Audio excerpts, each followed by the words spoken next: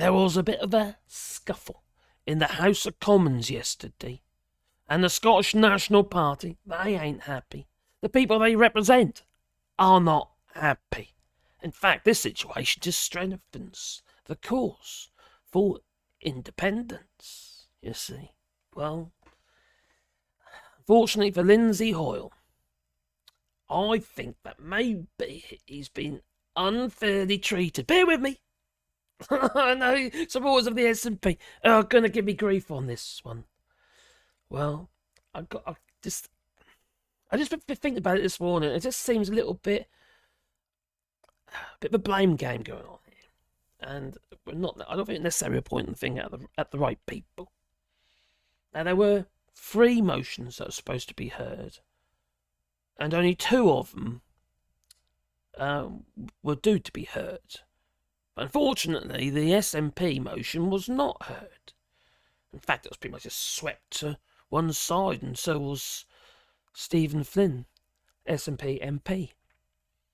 Well, the thing is, you see, there's these opposition motions, and there's 20 of them, and 17 of them go to the official opposition, which obviously is Labour at the moment, and the other 3 go to the next largest party, which happened to be the SNP.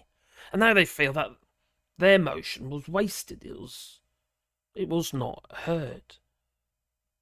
Well, unfortunately for Lindsay Hoyle, there are now 57 signatures on the Commons early day motion, expressing no confidence in Sir Lindsay Hoyle.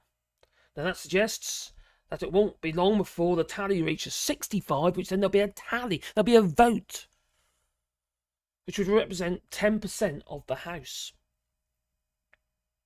Now, I just think he's been treated as a bit of an scapegoat here, because there were 3 motions, not 2. And the Tories, they pulled out at the last moment.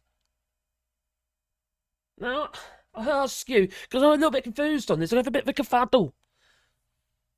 Would this situation not even arise if the Tories didn't pull out? Was it by design? Did Keir Starmer really put pressure on Lindsay Hoyle? I don't believe that for a moment. I really don't. I don't think Lindsay Hoyle, although I'm no fan of him, I'm a Burgo man. I'd rather see Burgo still in, John Burgo still in those comments. At least his missus had a number plate that said bollocks to Brexit. Made sense to me.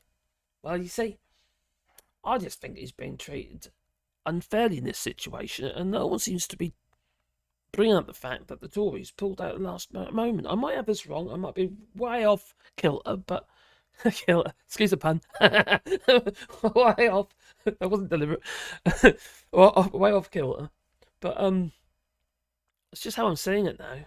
The more I read about this thing, and it doesn't make much sense. That Lindsay Hoyle seems to be this scapegoat. Is it just a way to get rid of him? I don't know. I'm no fan of him. I find him boring. Put Boris Johnson in there. No, don't. So on the plus side for Hoyle, Lindsay Hoyle, he has the support of Labour and the Labour leadership. Of course he does, because Labour got their own way. So why would they? So now Michael Martin was forced to resign as a Commons Speaker after both the government and opposition leadership decided it was time for him to go. And what was not clear yet is whether or not Number 10 is going to decide that it wants him out.